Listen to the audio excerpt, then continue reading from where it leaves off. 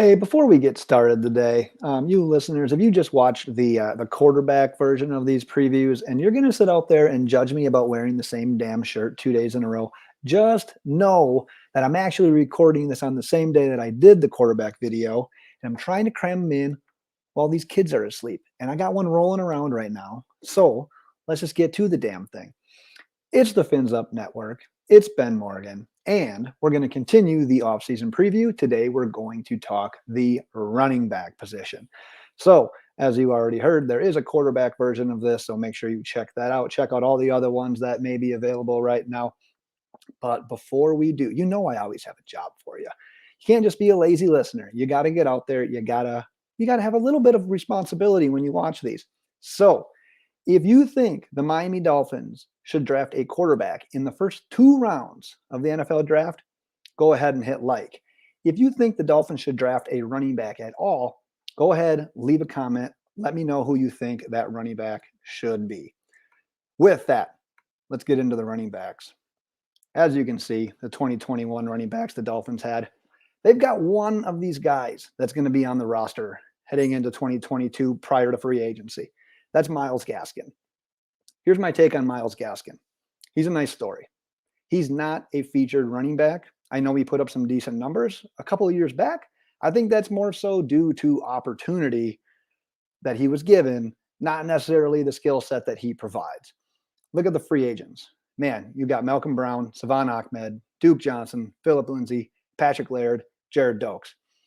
Going into this offseason, it's essentially dealer's choice for the Dolphins as to how they want to handle this position. Do you want to sign some of your own guys? Do you want to look to free agents? Do you want to go to the NFL draft?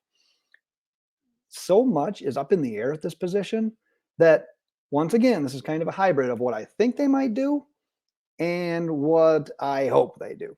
So, with that, of the current team's free agents, I think they signed one of these guys. And based on how last year went, Duke Johnson and Philip Lindsay, despite a super small sample size, were the team's best running backs. I think it's going to be one of those. I think they go with the hometown guy in Duke Johnson, but I would say that they probably sign one of those two. Then you're looking at free agency and the NFL draft. I honestly think they do a hybrid of this. We saw the Dolphins essentially be scared the last couple of years to draft an actual running back. I don't think we're going to see that anymore. Mike McDaniel's offense centers around the running game. If he ends up going the Shanahan route with everything, he's going to need a guy. And we saw that the 49ers, even though he wasn't their guy last year, we saw him take a running back in the 3rd round last year in Trey Sermon. There's a chance that the Dolphins, at the end of the 1st round, could take the first running back off of the board. I don't think it's going to happen, but if it does happen, you're probably looking at Isaiah Spiller out of A&M or Breece Hall out of Iowa State. I'm actually going to go into more depth of the NFL draft running backs. In the not so distant future, I have a guest coming on to talk NFL draft running backs. So we'll go into there.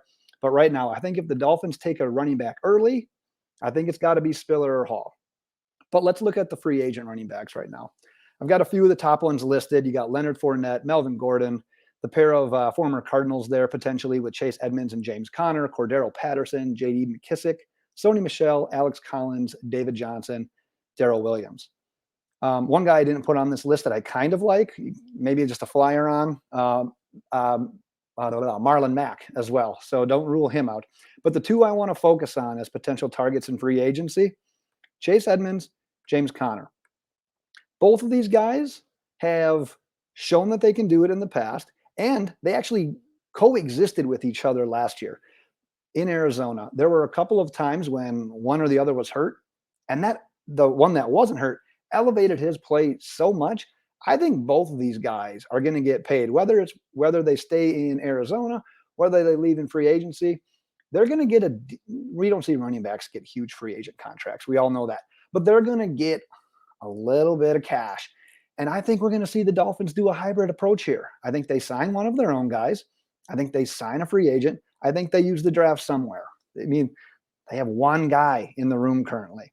So I like Edmonds. I like Conner. I think both of them are better than anything the Dolphins currently have. Even if these guys that they currently had weren't free agents, Edmonds and Connor are better than both of them. As natural runners, they both can make plays as pass catchers out of the backfield.